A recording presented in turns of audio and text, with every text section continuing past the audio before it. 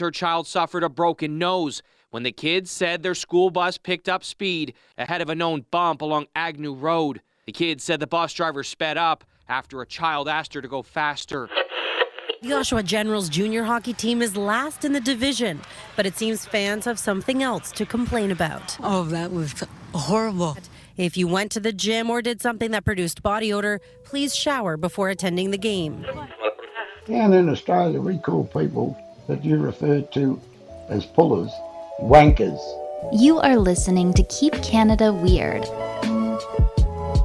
Handsome Air and Airport, episode 202 of Keep Canada Weird. We're back again. How you doing over there? I'm doing good, buddy. Feeling good. Happy to be here. All of those nice things with you. Not everyone listening is going to be able to see you, although most of them are envisioning you in their minds. Why don't you tell us about your face? Well, I'll tell you and the entire listening audience. I always have a full beard, and I've kept a full beard consistently since early COVID days. And before that, I've had beards off and on, and I grow one for a month and then shave it or whatever. But since early COVID, I've always had a beard. However, I'm in this play right now at the Boardmore Theatre. It actually opens next week, Tuesday the 24th. It's called The Walworth Farce. It's an Irish play. And I need to be clean shaven for the play. You play a baby. I play a 6-month-old baby. Just for people who, because again, this is an audio podcast, so people, I guess they're envisioning a clean-shaven air and airport, but just to make it like an audio-friendly thing, rub the mic against your face just so they feel Okay, yeah. See if it works. Can you? It sounds pretty rough. It doesn't look as rough as it sounded. Yeah. And I look completely different now, I find. It's a different... My face is freezing all the time now. We'll see how the episode goes. It's definitely unsettling at this point, but I think we can get over this. Let's talk about what's happened since episode 201, because there's been two big events in the world. Valentine's Day happened, so that, and since it fell on a Saturday, it kind of led to a Valentine weekend. Do you have anything you want to say about Valentine's? Did anything romantic or special happen? Were you given a rose? Well, I don't like to get into my romantic life on this show. That's one bridge I won't cross here. Pull the curtain across and allow only myself to know. Did you spend the day with your cat, Ken Tiggs? Was Ken your Valentine? Ken is my Valentine every day of the year. So I got my beautiful girl, Penny, some pink rubber dog toys. And I'll tell you, when I got her the toys and I was like, Happy Valentine's Day, Penny, here you go. I could see a smile form in her mouth, like a literal smile. The back of her mouth kind of went up, and that just warmed my heart. I had a wonderful Valentine's Day as a result of that. And then there was another big day, Shrove Tuesday. And I know we kind of briefly mentioned it off air. You seemed a little puzzled about Shrove Tuesday. Do you not make a big deal about that? I never heard the term Shrove Tuesday. I don't know what that is. I think Shrove Tuesday is like the Catholic Christian name for it, but I think the non-denominational word would be Pancake Tuesday. Do you know what that is? I have heard of Pancake Tuesday. I've never celebrated Pancake Tuesday. I like pancakes, but I've never sat down and had pancakes on this so-called Pancake Tuesday. Oh, I feel bad because it sounds like you had a rough childhood, because what we did at my house every Shrove Tuesday or Pancake Tuesday, which happens once a year, my dad would make pancakes, but he would put coins in them. Oh. Which in hindsight kind of sounds like a dangerous game to play with children, but growing up, it was almost like, I remember having pancakes with $3 in it. And then back in the 80s, that was enough money to buy some hockey cards and whatever. Shrove Tuesday or Pancake Tuesday was a big deal for me. This year, I completely missed it. I didn't realize until the end of the day on Tuesday that it was Pancake Tuesday. And I kind of felt like an awful father. Well, you could have ran through the McDonald's drive-thru and got some hotcakes. Yeah, I guess I could have made it work that way. But anyway, I guess I'll raise the bar next year big time. But we got to get into it here. And there's a few more bridges we got to cross before we do get into it. I want to show you what I'm drinking tonight. This may seem a little a little underwhelming. Oh. I don't know if it's special for the average viewer, listener. It's Mountain Dew, just Mountain Dew. I don't drink Mountain Dew a lot, and I saw it on the shelf at the store today, and I thought, it's been a while since I had a Mountain Dew. I opened it just before we went live. I had one sip, and I forgot how much I love this stuff. Well, I'm happy for you that you're enjoying your special drink. I'm very conflicted about my special drink tonight. Uh-oh, okay. I think I can guess what it is because I know there's something that's been bothering you. Let's just give Handsome Aaron Airport a few minutes to vent. Okay. Just let's get this out of the way so we can go on with the show. So go for it. Yeah, so we can focus on the stories. Let's get this out of the way right now. I have a Cove soda. It is grape flavored. May taste a little bitter when you have a sip, though. Currently delicious, but maybe not for much longer because, as longtime listeners of the show know, that Jordan and I have been off and on drinking Cove soda quite frequently when we record and having them as special drinks and featuring them on the show and talking about how much we love Cove soda. And over this period of time, Cove soda has not reached out to us, and we even called out into the atmosphere, into the universe, to have Cove soda reach out to us so we can make this official and become, not sponsored, but just have a relationship with Cove soda. And, we'll scratch their back. They can scratch ours however they want. And I think you're misrepresenting this. So let's just be clear here. I got to interject. Their chance to reach out to us has passed because we reached out to them. We did reach out to them. And we've also had listeners reach out to them. So specifically, you reached out to them. I did twice. You twice. You sent the email. And then we called out for listeners to reach out to Cove soda to educate them on what we're doing here. We are spreading the good word about Cove soda all over the world. I've seen 4 listeners contact Cove soda. And then I myself, I normally, when I'm not recording, I'm normally living my life. But I reached out to Cove soda as well from 2 different emails and have heard nothing back from them. So I did hint at this last week that I'm only giving Cove soda another short amount of time. If they don't reach out to us, this is going to turn into a boycott. A ban.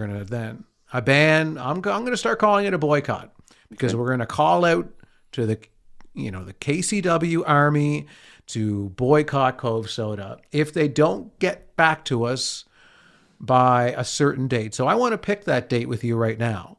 How long do they got? So Cove soda has until March 4th. Okay.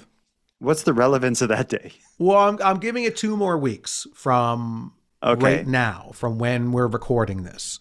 Because in order to officially launch the boycott, I need to know by March 4th, because that's when we're recording an episode. Yeah, So we're going to give it a bit more time, 2 weeks. Which I think is generous. If we don't hear from Cove soda by March 4th, then officially we'll be launching the Cove soda boycott. And it's not what I want to do. It's unfortunately what we have to do. Yeah, they're forcing our hands. And just to be clear, this isn't a financial or even like a marketing collaboration. Like I think if Cove soda sent you a coupon in the mail for 1 free can of pop, would that be enough? All they would have to do is just respond. And thank you? Hey, not even a thank you. Just, we acknowledge your existence. See you later. That's it. We got your emails. We got your emails. I'd settle for that. I'd settle with a, new phone who dis. Like, I'll take that. This is crazy at this point. Okay. So you have a special drink. It's a Cove soda. It's not necessarily a special drink. It seems like you have kind of a lot of complicated feelings about your drink tonight, and I hope that doesn't get in the way of the show. We'll refresh this whole thing by allowing a listener DJ to share a special drink. And this is special because This episode, as I said, one of the things we missed since our last episode was Valentine's Day. DJ was the first participant in the Keep Canada Romantic Dating Profiles segment. So it's great to have him on our post-Valentine's Day episode, revealing his special drink.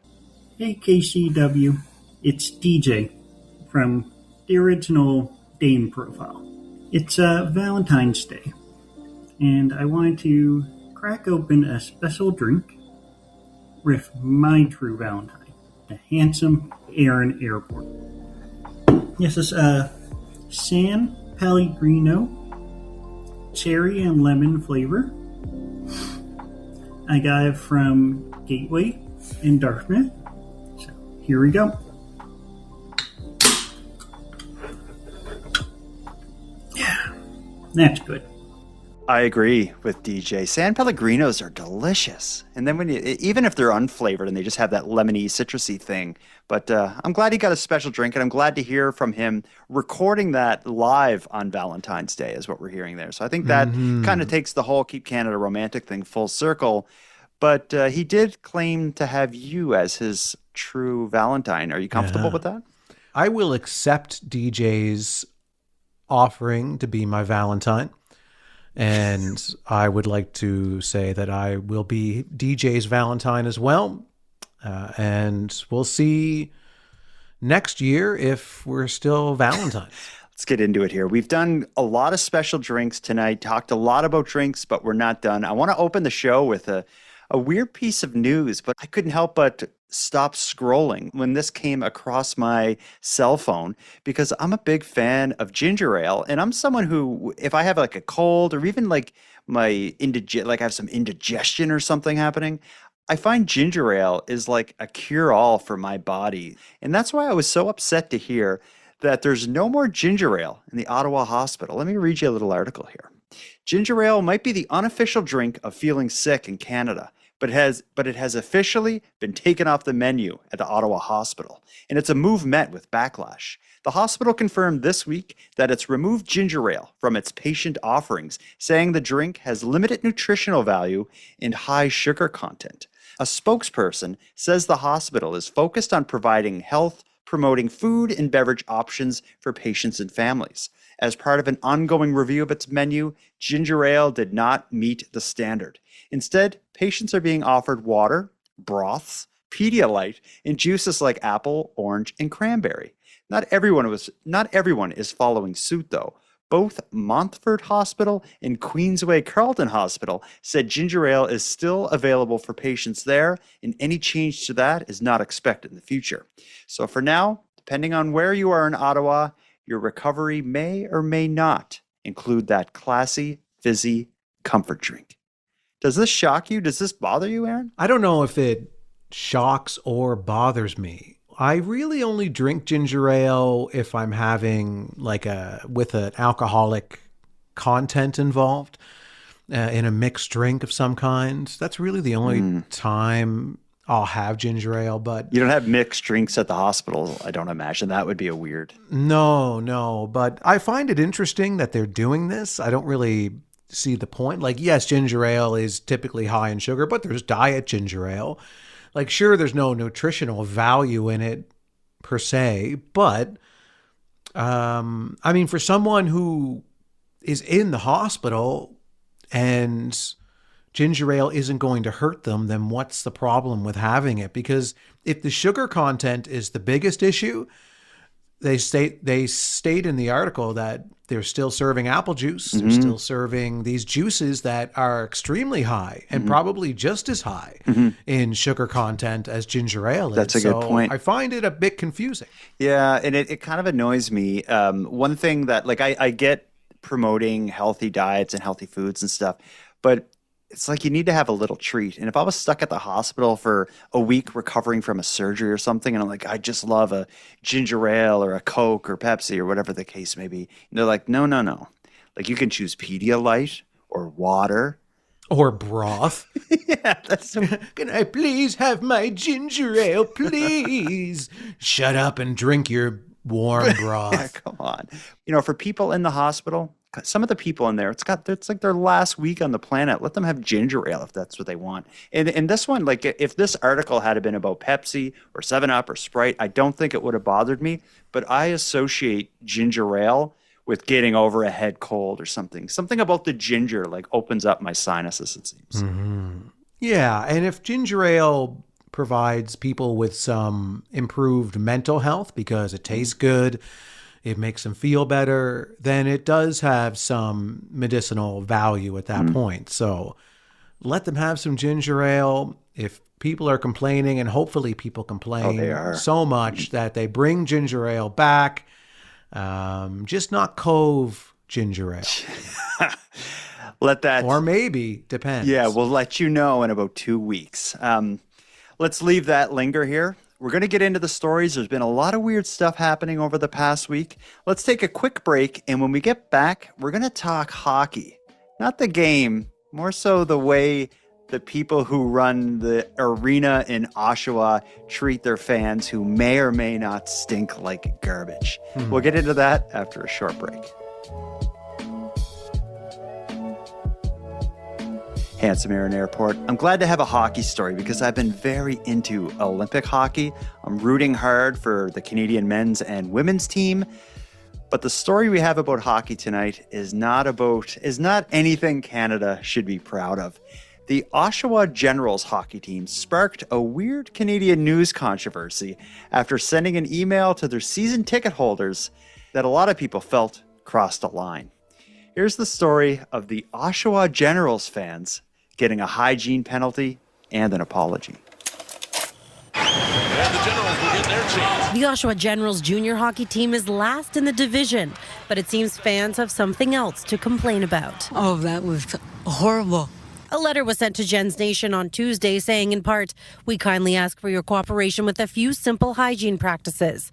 And among other requests was one that, if you went to the gym or did something that produced body odor, please shower before attending the game. I mean, it makes me feel some type of way. I mean, I shower every day, twice a day. But the others, I can't speak for everybody. So that's kind of unfortunate, but... The letter came from Jason Hickman, Director of Ticket Sales and Service. He told DurhamRegion.com in a phone interview, I got a lot of people complaining about the person next to them smelling like cat pee, bad breath, this and that, and everything else. I appreciate it, right? Because I'm not going to mention it to someone that's beside me that they stink. I'd feel rude, right? So I'm glad they're taking the initiative. I mean, if the athletes smell, they're kind of behind glass. They're away from you. If the fans smell, the dude next to you, you're smelling that for the next 2 hours. Yeah. Many, though, are baffled a team even had to make this request. I think everyone should wear their deodorant, but I think it's a little crazy. It's a little weird, I guess. A little surprising that the sports team would say that. I'd be pretty confused if I got a letter telling me to take a shower before I went to a game, honestly. Late this afternoon, the team posted an apology to social media saying, hey, Gens Nation, we took a penalty on that last one. It's not our place to overstep like we did. We are sorry, and hopefully we can wash this one off. Kind of disappointed they walked it back and apologized. I think they should have just held their ground and stuck with it. The email's already sent. Yeah, stick with it. You stick to your guns. One phrasing that I want to focus on here is when they were listing off all the different things that patrons smelled like. They said cat pee, bad breath, this and that, and everything else or something. It was like this and that. I think he was having a real bad day at work. He just got an email or got off the phone with someone flipping that someone stunk at a game. Yeah. And it was one of those things. He should have saved that email as a draft and looked at it, the next morning and decided then to send it. Yeah, next time somebody around me stinks, I'm going to be like, you smell like this and that. It's if you actually see the email that they sent out to all their season ticket holders, there's something to it, because I feel like the email was sent with the intention of being like, don't stink coming to the games, but they didn't want to hit it right on the nose, so they kind of tiptoed into it. I'm going to read you the email because it comes across first as this kind of public health message, and then all of a sudden it's this thing about getting a shower. So to all of their season ticket holders, they say, hello, Gens Nation. We're thrilled to have you with us each and every game and appreciate the energy you bring to our arena. To help ensure a clean, comfortable, and enjoyable experience for everyone, we kindly ask for your cooperation with a few simple hygiene practices. Please make use of the hand sanitizing stations that are located throughout the arena. Cover coughs and sneezes, and be mindful of personal cleanliness while sharing our space with fellow fans. If you're feeling unwell, we encourage you to take care of yourself and cheer us on from home, if possible. So far, it kind of sounds like they're talking about, like, don't spread colds and flus and COVID and stuff. Yeah, be a good citizen. But then they say, if you went to the gym or did something that produced body odor, please shower before attending the game. This small action can make a big difference in keeping our community healthy and our events running smoothly. Thank you for your understanding. Warm regards, Jason Hickman. And it's to have at the end of the email, like, and get a shower if you have body odor. I feel like that's what he wanted to say. I'm just wondering how many complaints came in that then justified them setting a policy and a response. So it would have had to have been other patrons complaining, like, I'm a season ticket holder and everybody here stinks. So unless you do something about that, I'm no longer purchasing season tickets. I'm no longer going to the games. It wouldn't just be one person complaining. It would have had to have been a number of people complaining so much that everybody else stinks of this and that. And then and cat piss and bad breath. Because if you got one email, you would think, like, this person is a nut. Yeah, this is just some Karen complaining about, oh, the person next to me smells like that.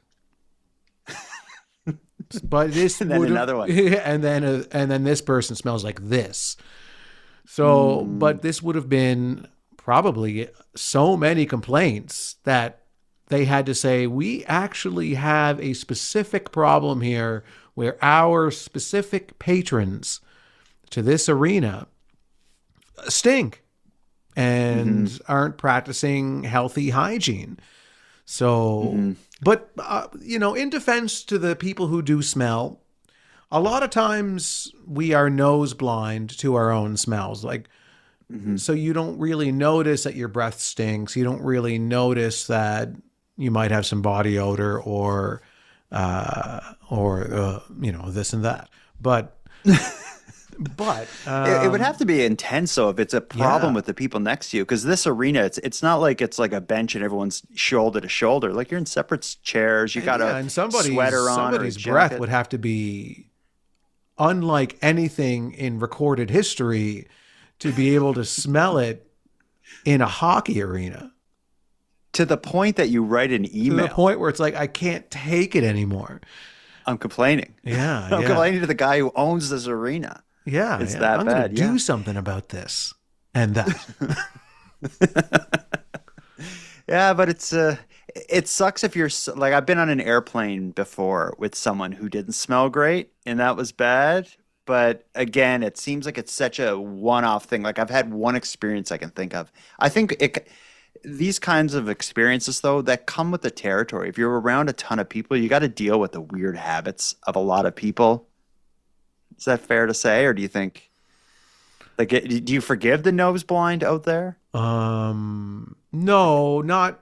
I mean, sometimes, like, especially with breath, you don't know, right? You can totally go most of your life not knowing that you have bad breath because people are too polite to say something. And you can't smell your own breath. Although they say one thing they do say that I've heard is that if you lick your hand and wait 10 seconds, like give your hand a good give your hand a good lick, wait 10 seconds for it to start to dry and then smell it. And if your hand smells, then your breath smells. Oh, interesting. I don't know if it's true, though. I don't know if it's true, but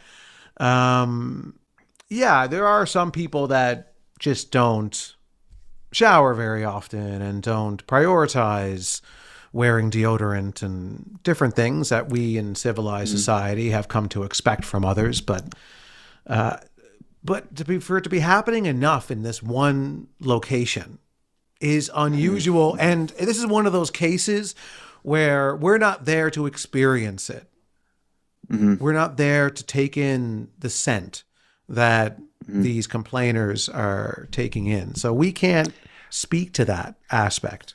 Well, I can speak to if I was at a hockey game and the person next to me like had a strong smell of cat urine. That I wouldn't be able to stand. I would have to get up and change seats, or just go walk around the I don't know what you call it, that like kind of hallway that goes around the arena. I wouldn't be able to handle that. Like something like that is awful. If someone had bad breath, again, I wouldn't be close enough to someone that it would affect me.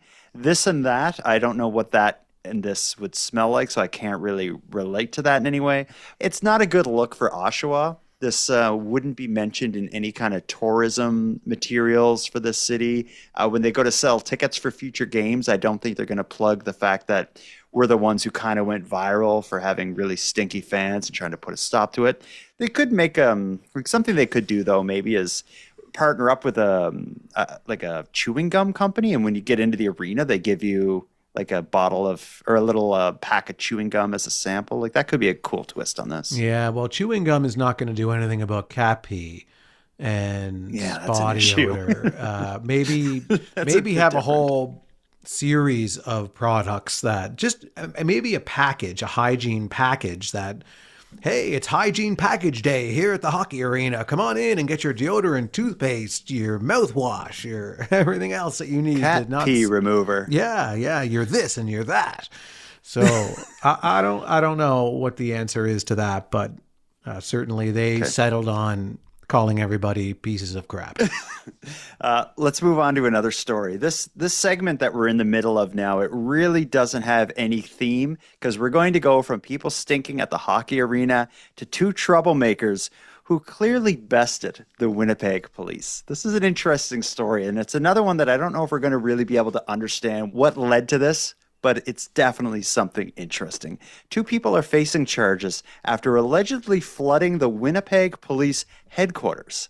The bizarre incident sent water pouring through the ceilings, down the stairways, and has forced police to relocate. Here's the story of the troublemakers who bested the Winnipeg Police. So, Daniel, what happened?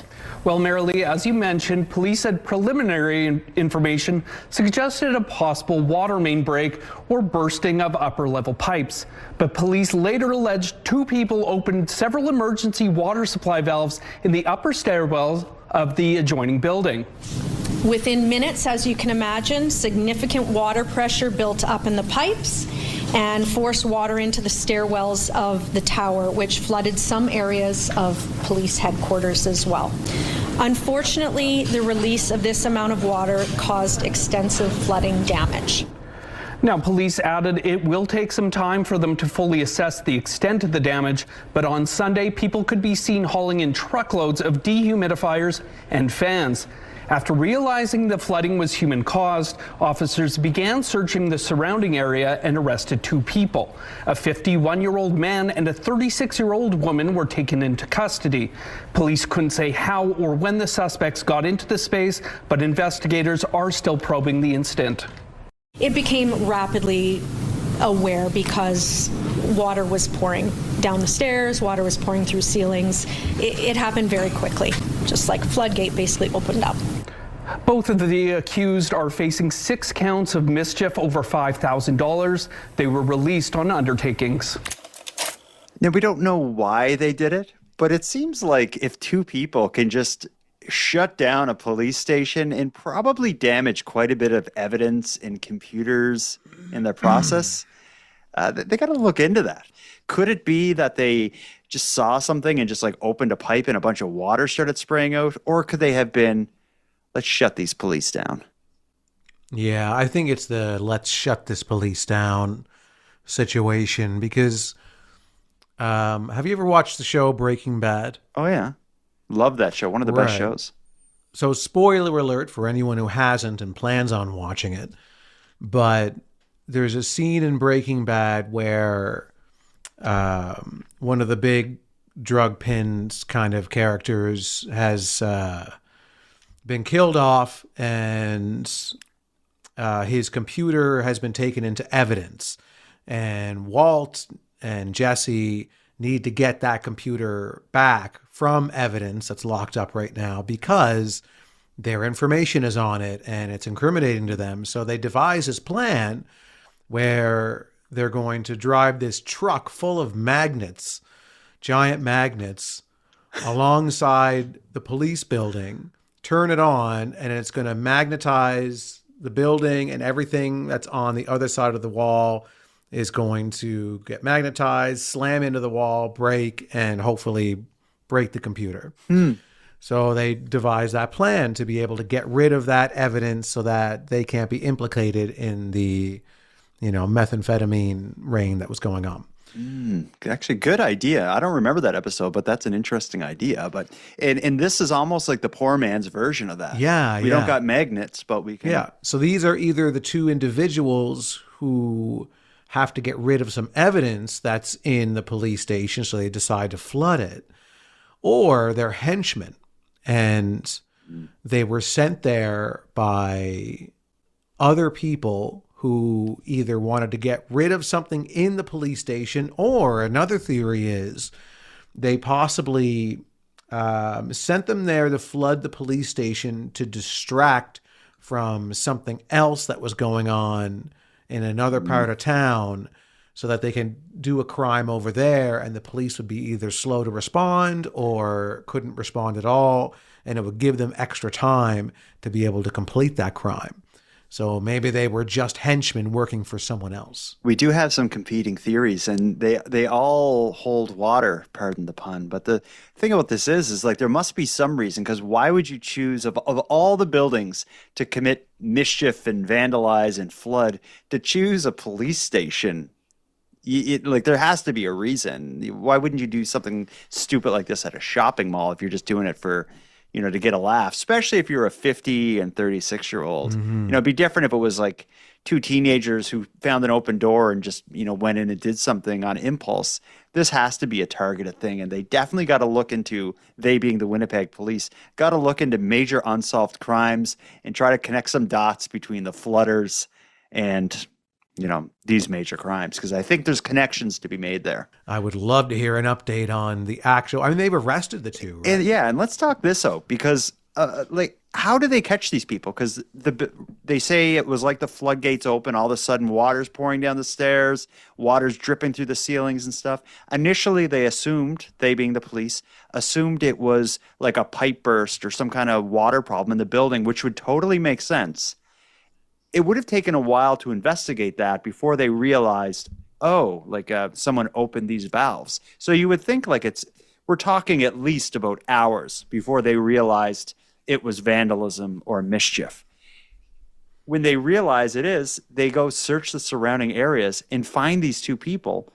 This doesn't sound like the kind of crime that would leave a lot of evidence. However, maybe they did just find two people on the street corner who were absolutely soaked. Yeah. That's why I think they're henchmen that were sent by someone else to distract the police with this flood while they commit a larger, more serious crime somewhere else in the city. And then they're like, yeah, and you can get caught. You won't go to jail for that long or whatever. The punishment that won't be that severe. So just keep your mouth shut, get caught, and serve your time, and then we'll reward you on the other side. So, and that way, when they catch these people, they aren't looking into it anymore. They're like, we caught them, case closed. So then whoever hired them is getting away scot-free. Yeah, with a truck full of stolen butter. Yeah, stolen butter, yeah. Whatever the story behind this story is, it is said to have caused millions of dollars in damage and really derailed the Winnipeg police force.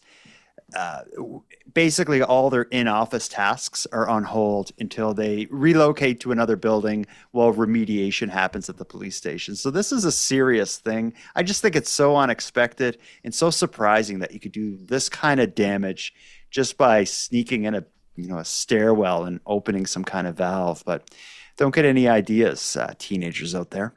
I want to move on to something, Aaron, unless you got anything else to say about this. I want to talk pullers. Oh, yeah, from last week. Okay, here we go. Let's get into it. A little bit of listener feedback, because it turned out when last week I mentioned to you the, I guess, insult that I remember from back in the day in Cape Breton would be calling someone a puller, which is the equivalent, I guess, of like, a douchebag or a shithead, or, just calling. A puller is just like a generic bad thing to call someone from where I grew up. Right, but you did elaborate on it when I asked you what a puller was. You said it alluded to masturbation.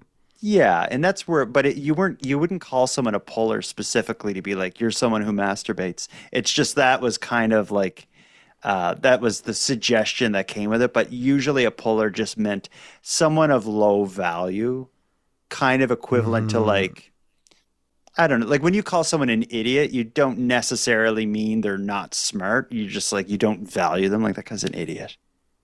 Right. So puller is kind of along those lines.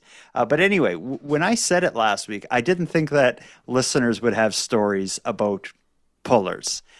And listeners from all over the world. Let's start with a listener named Jeff from Australia who wanted to tell us about pullers. G'day, this is Jeff from Australia. I just listened to your 200th episode. I'm really enjoying the show. Down in Australia, we call people that you referred to as pullers wankers, as in don't be a wanker when someone does something stupid. Anyhow, enjoying your show. Look after yourself. Thanks. That is amazing that someone in Australia can connect to calling people pullers in Cape Breton in the early 90s. Yeah, that's great. Pullers is truly the universal language. Wanker is good too, though. Very similar, both in terms of the symbolism and the use of the term. Yeah, and wanker I've heard before. I've heard it on TV. I've heard it referenced many times throughout my life. But puller, you were the first to educate me on puller. Well, let's hear from a listener named Pat, he has a story about the term puller. And it connects to Cape Breton, but it's not about a generic term puller. He has a story about a specific puller in Cape Breton. Listen to this. Okay. Hey, Aaron and Jordan. It's your Hamilton correspondent, Patrick. I heard your episode on Keep Canada Weird talking about the puller down in Cape Breton. Friends of ours, we used to go down to the Cape Breton, we still do every summer, and I have friends down there who jokingly said about when we were going on our way to Sydney, we would pass by the house and he would always say, "Have the boys heard about the puller?" And he would talk about there was one guy who would amuse himself up in one of the windows. It's around like French Vale, Balls Creek area. And I think he was just joking. There wasn't any puller who lived up in that house. But to this day, every time my brother and I drive by that house, we always hearken back to, "Have the boys heard about the puller?" So that's about a specific puller, but I love, he does a good Cape Breton accent. Yeah, it's good. Yeah. And he knows the culture. Like he brought up French Vale, Balls Creek, which is kind of a funny place name to experience a puller near. Yeah, it's appropriate. And yeah, there are pullers everywhere, apparently. I had no idea. That whole story about that specific puller, though, just reminds me that every little town has the weirdo, oddball, oftentimes pervert that people talk about. It seems like his friend's version of that was the puller. People in Halifax have the glove guy. On Encounters with Creeps, we heard a story of like the Bridgewater cat lady, which was this lady who was known for just going up to people and meowing at them and trying to get them to like pet her. And she was known all around town, and people from there just assumed it was like, just, I guess, came to accept it. But yeah, if anyone out there has anything to say about the term puller or has a story about a specific puller, go to thecanadiangothic.com/contact and let Aaron and I know. You can do that right now because we're going to take a quick break. When we get back, we got to revisit another past topic, buses. We got some bus chaos after a short break.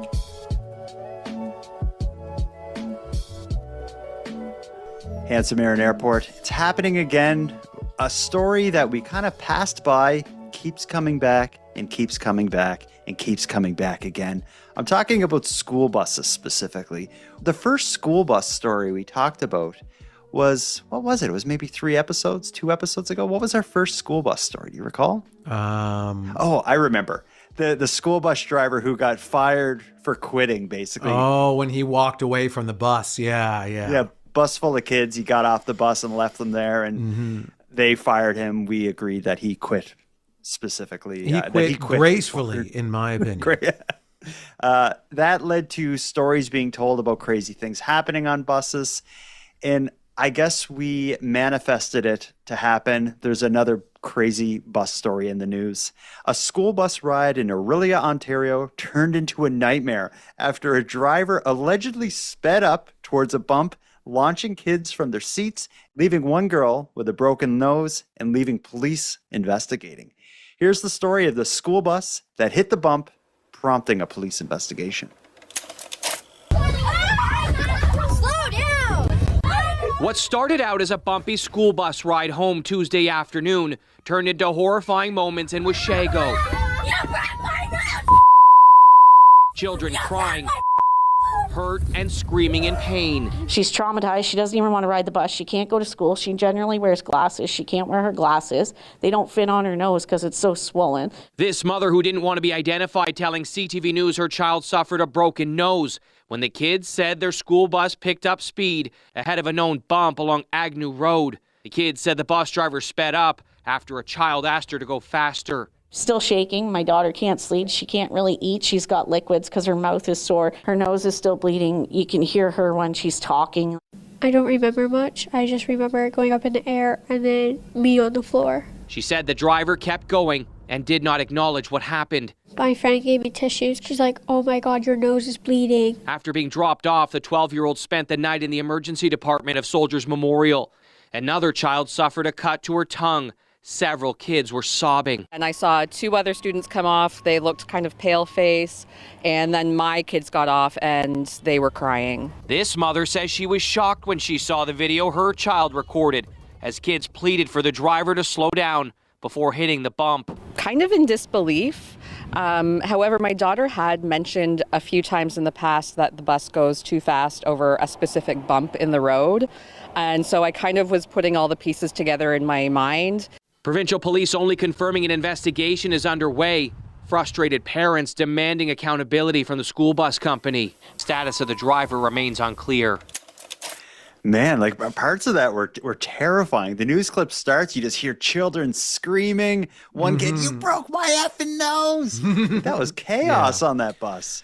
Yeah, it sounded like it. You know, the listeners can't see the footage of the news coverage, but they constantly show the blood from her nose in the news coverage, like clips of it, like you know, mounds of Kleenex covered in blood and stained clothing with blood on it. And they're just zooming in on all of these pictures of her blood from her nose.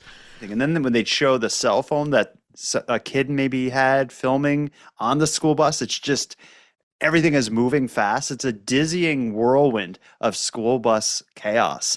I wonder if there's truth to the school bus driver sped up after a kid asked him to go faster. And if so, this bump that they hit apparently is a well-known bump.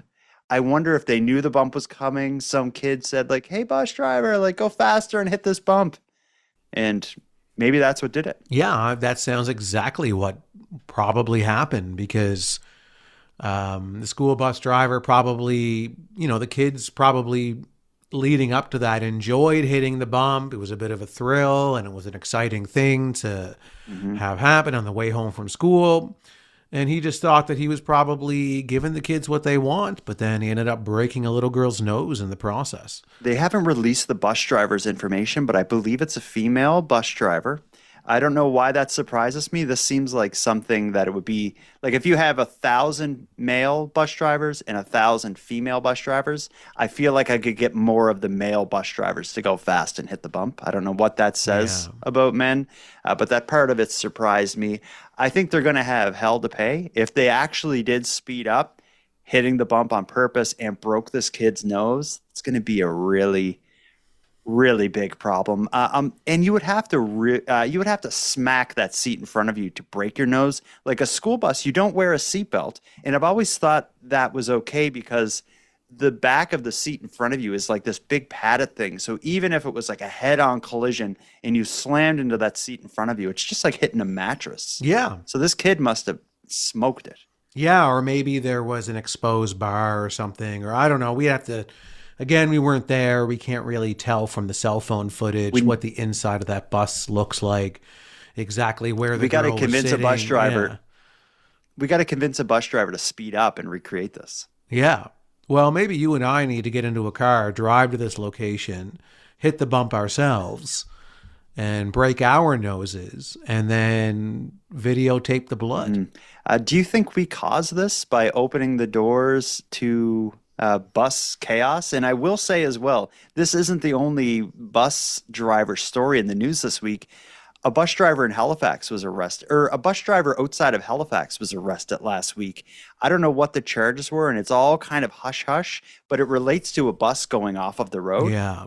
And it ended in the bus driver being charged. So it's like there's a lot of school bus stuff going on right now. Mm-hmm. Is it us? It could be. We did it with tires. That's what I was going to say. We did it with tires when we were talking about tires all the time.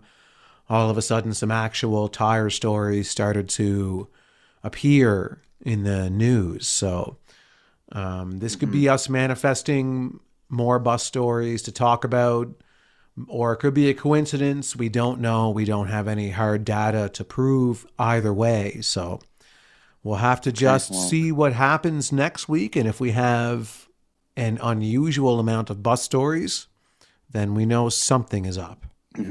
We got a couple more voicemails that I want to go out on. We're doing a lot of voicemails tonight because we got a lot of very interesting voicemails. And something that doesn't happen often is Keep Canada Weird receiving emails from people directly associated with our stories. Last week, we heard from a teenager, someone affected by the puberty problem, Bruin. And we have another person infected with the puberty problem who wants to speak with us. This is an 18-year-old named Robin. I want you to hear what Robin has to say, and you let me know if this is a sincere message or if they're just trying to downplay something we've been working so hard to expose, a puberty problem. Hi, Jordan and Aaron. This is Robin from Minnesota. I haven't called in before, but I just listened to your 201st episode where Bruin was talking about how you guys are the real puberty problem. I have to say, I'm 18, and listening to the stuff that you guys said that you did as kids, and listening to my own parents talk about what they did as kids, and they're about your age, you guys were definitely worse than kids my age are now. We tend to bully each other into behaving and having good hygiene, and it seems like you guys were just so desperate for entertainment that you just did the wildest stuff, and kids don't really do that anymore. So I think you really pay attention to it because you were so bad as kids that you're scared of kids now. But we're bad, but we're not that bad. So yeah. Anyway, thanks. What do you think? Is the puberty problem something that exists in our head because we're worried about running into 15-year-old bus stop Bonaparte and handsome and not even handsome, stinky and kind of like mustachy out Aaron Airport? Yeah. This and that Aaron Airport. Well, maybe there is some of our own anxieties, insecurities that are bubbling over here. Sure, because whenever you speak about a problem that exists out there, maybe you tend to embellish it at times, but I believe that generally the puberty problem is real and anyone 18 years or younger is infected. Some people, maybe they don't show any symptoms. They're asymptomatic. Maybe some people... Which Robin may be because Robin didn't come across as like a raving hormonal mess. Right. No, she didn't. So I think some people, they're asymptomatic. They show no symptoms of the puberty problem, but other people will show many symptoms and will have severe cases of the puberty problem.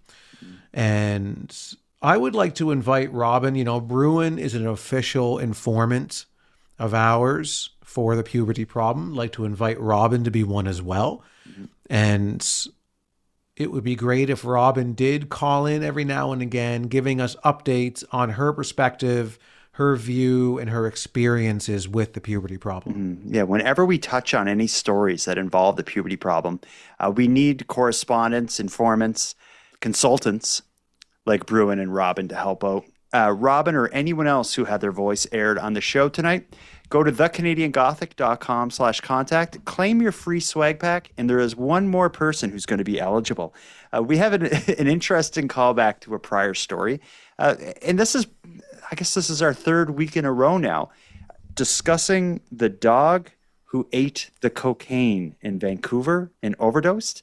We talked about the story.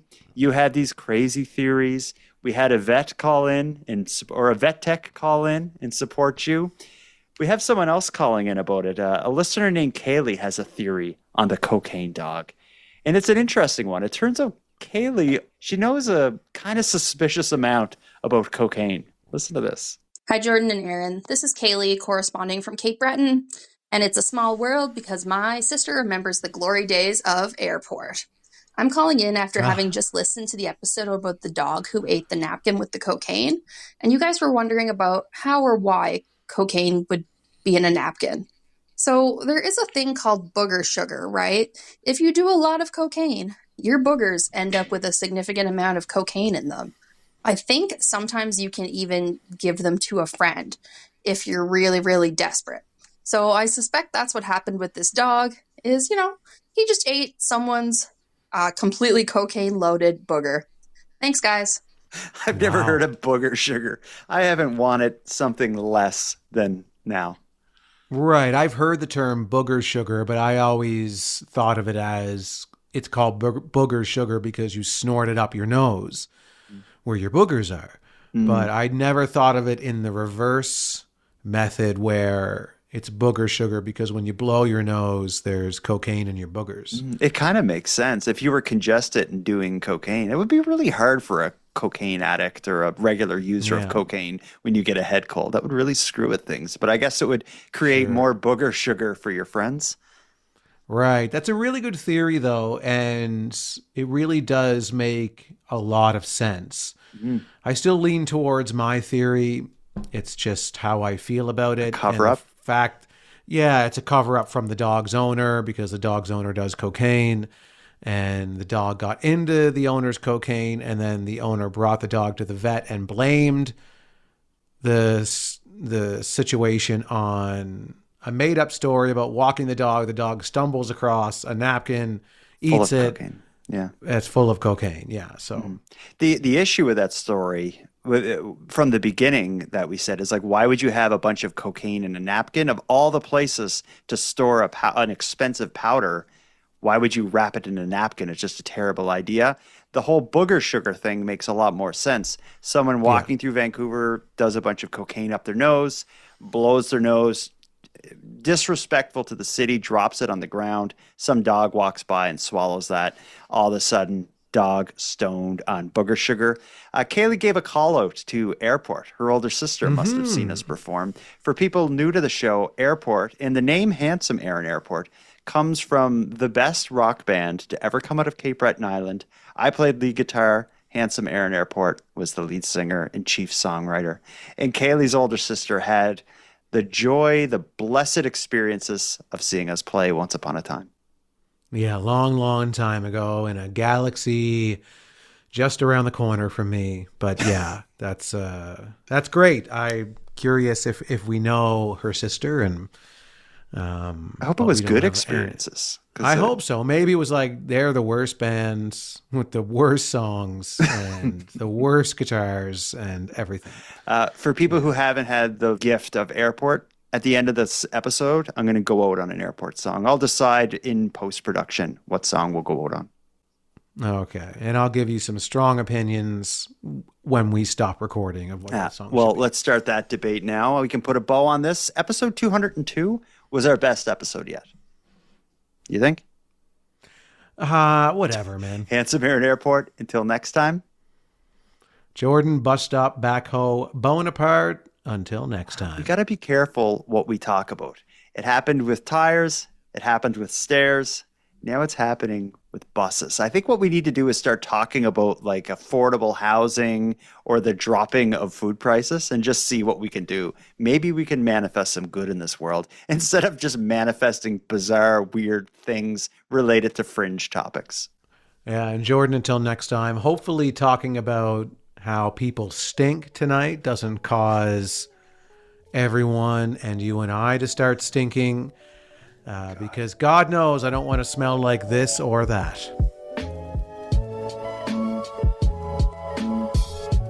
I want to thank you for helping Aaron and I fulfill our mission to keep Canada weird. Now, if any one of you listening want to get more involved in what we're doing, we need all the correspondence we can get. So if something weird happens in your area, or if you have any thoughts on anything we discussed tonight, let us know about it. The best way to reach us is by using the voice recorder that can be found at thecanadiangothic.com/contact.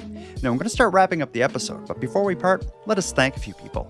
First of all, Aaron and I want to give a big thank you to all the correspondents who contributed to this episode. If your voice message was aired on the show, go back to thecanadiangothic.com/contact and fill out the form to claim your swag pack and Keep Canada Weird badge. We'll happily get it right out to you. Next, a big shout out to Unicole for the intro and outro voiceovers, and Monty Data, who provides the outro version of O Canada that you're about to hear. And then lastly, but most importantly, we have a massive thank you to every one of you listening, as without your interest and your support, this work would be impossible. And for any one of you out there who want to support the show financially and get more out of the show at the same time, please consider the premium feed. A premium feed subscription costs just a couple bucks a month, and that money will fund the creation of new episodes. But the premium feed will also give you those episodes early, give them to you ad-free, and give you access to a full back catalog of Keep Canada Weird episodes and bonuses. You can go premium at thecanadiangothic.com/subscribe. And even if the premium feed isn't for you, you can still support the show by simply sharing episodes on social media. That's free, and it's a big help. So until next time, take care of each other, hug your loved ones tight, and please keep Canada weird. And keep Canada weird. Please keep Canada weird. And now to our viewers and listeners everywhere. Good night. At the end of the credits, I'll put on an airport song. Yeah. Requests? I'd say marching band, maybe. We don't have a great recording of that. Yeah, we do. It's on that was part of the EP. Oh, marching band. I was thinking of Walk With You. No, marching band. Yeah. Okay, yeah. That's a jam. That's a bop. Yeah. Okay. Like, I think Kiss Me Before I'm Dead is probably our best song, but I think like in terms of recordings and stuff and like I think marching band is a good one to put.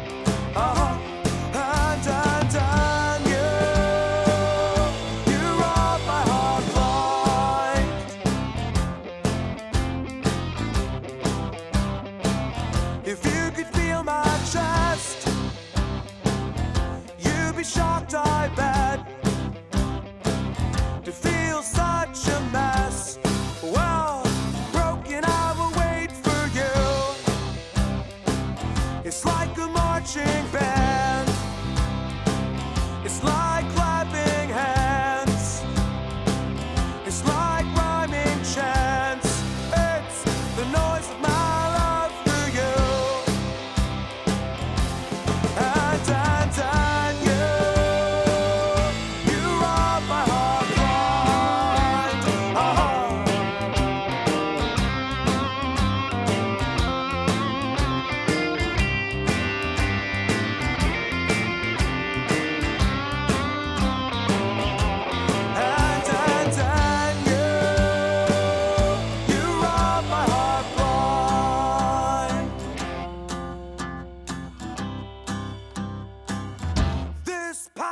sound is heard by